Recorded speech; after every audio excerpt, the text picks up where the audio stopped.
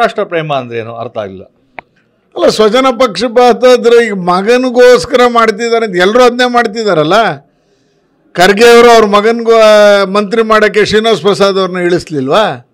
ಎಲ್ಲರೂ ಅದನ್ನೇ ಮಾಡ್ತಾರೆ. ಇವರು ಅದನ್ನೇ ಮಾಡೋಕ್ಕೆ ಯತೀಂದ್ರ ಅವ್ರಿಗೆ ಜಾಗ ಇಲ್ಲ ಅನ್ನೋ ಕಾರಣಕ್ಕೆ ಏನಾದ್ರು ಈ ಥರ ತಂದು ಎಸ್.ಟಿ ಸಂಖ್ಯೆ ಕಡಿಮೆ ಮಾಡಿ OBCಗಳನ್ನ ಅದರಲ್ಲೂ ಅವ್ರ ಕಮ್ಯುನಿಟಿ ಸ್ವಜನ ಪಕ್ಷಪಾತವನ್ನು ಜಾಸ್ತಿ ಮಾಡೋದು. ಟ್ಯಾಲೆಂಟ್ ಇದ್ದರೆ ಯಾರು ಬೇಕಾದ್ರೂ ಬರಲಿ, ಅದು ಯಾರೂ ತಡೆಯೋಕ್ಕಾಗಲ್ಲ.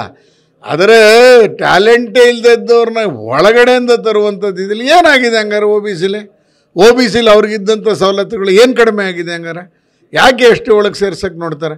ಎಸ್ ಟಿ ಅನುದಾನವನ್ನು ಅಥವಾ ಸವಲತ್ತನ್ನು ಕಡಿಮೆ ಮಾಡ್ಕೊಳ್ಳೋ ಹುನ್ನಾರ ಇರಬೇಕು. ಇವರದ್ದು ದೊಡ್ಡ ಮಟ್ಟದಲ್ಲಿ ಧ್ವನಿ ಆಗಬೇಕು. ತಾವು HD ಕೋಟೆ ಬಗ್ಗೆ ಉಲ್ಲೇಖ ಮಾಡಿದ್ರಿ. ಅಲ್ಲಿರುವಂಥದ್ದು ಕಾಂಗ್ರೆಸ್ ಶಾಸಕರೇ, ಅನಿಲ್ ಚಿಕ್ಕಮಾದು ಇದ್ದಾರೆ.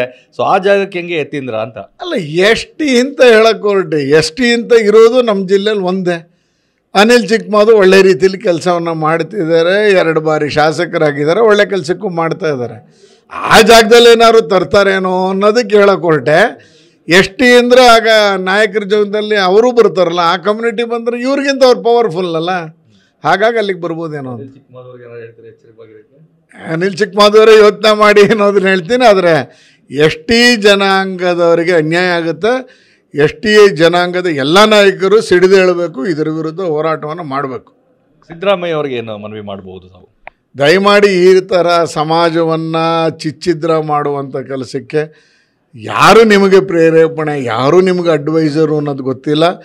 ಕಳೆದ ನಿಮ್ಮ ಇಷ್ಟು ವರ್ಷದ ದೀರ್ಘಕಾಲದ ಇತಿಹಾಸದಲ್ಲಿ ಯಾವತ್ತೂ ಲ್ಯಾಂಡ್ ಗ್ರ್ಯಾಬಿಂಗ್ ಹೋಗಿರಲಿಲ್ಲ. ಈಗ ಅದು ಆರೋಪಕ್ಕೆ ಬಂದರೆ ಯಾವತ್ತೂ ತುಷ್ಟೀಕರಣ ಮಾಡ್ತಿರಲಿಲ್ಲ, ತುಷ್ಟೀಕರಣಕ್ಕೆ ಹೋದರೆ ಈಗ ಈ ರೀತಿಯ OBC OBCಲಿದ್ದವ್ರನ್ನ ಎಸ್ ಟಿಗೆ ಸೇರಿಸೋ ಮುಖಾಂತರ ಇನ್ನೊಂದು ಅಪಸ್ವರಕ್ಕೆ, ವಿರೋಧಕ್ಕೆ ಕಾರಣ ಆಗ್ತಿದ್ದೀರಿ.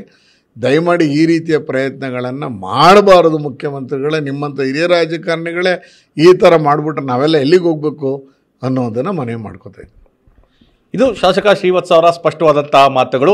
ಈಗಾಗಲೇ ಮೀಸಲಾತಿ ಇರುವಂಥವ್ರಿಗೆ ಮತ್ತಷ್ಟು ಮೀಸಲಾತಿ ಕೊಡುವ ಮುಖಾಂತರವಾಗಿ ಸಮಾಜದಲ್ಲಿ ಈಗ ಸಿಗ್ತಾ ಇರುವಂಥವ್ರಿಗೆ ಅನ್ಯಾಯವನ್ನು ಮಾಡಬೇಡಿ ಅನ್ನೋ ಕಳಕಳಿಯ ಮನವಿಯನ್ನು ಸಹ ಮಾಡಿದ್ದಾರೆ. ಕ್ಯಾಮರಾ ಪರ್ಸನ್ ರಘು ಜೊತೆ ರಾಮ್, TV9 ಮೈಸೂರು.